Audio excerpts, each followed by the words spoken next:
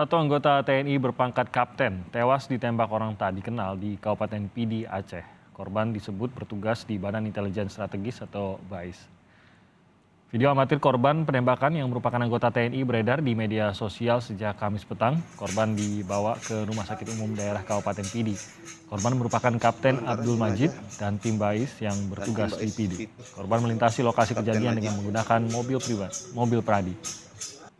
Kabid Humas Polda Aceh, Kombes Winardi membenarkan insiden ini dan siap membantu TNI untuk mengungkap kasus penembakan ini. Informasi jurnalis Kompas TV, kepolisian dan TNI akan memberikan keterangan hari ini.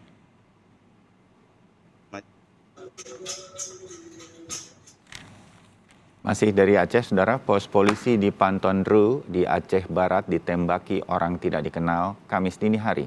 Tidak ada korban jiwa dalam insiden penembakan ini. Tim Satuan Reskrim Polres Aceh Barat dikerahkan untuk melakukan olah TKP atau tempat kejadian perkara.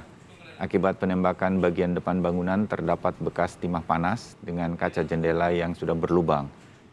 Mobil yang diparkir di depan pos polisi ini juga ditembaki. Polres Aceh Barat belum mengetahui motif dan pelaku penyerangan terhadap pos polisi di Pantondru ini.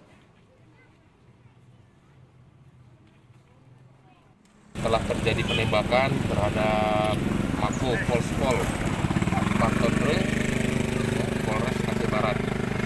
Jadi kejadian sekitar pukul 3.15 dini hari. Kalau untuk jumlah tembakan itu kita masih kumpulkan barang bukti di lapangan, dan untuk pelaku juga masih dalam penyelidikan dari pihak Reskrim, dan nanti kita akan di backup oleh Polda Aceh.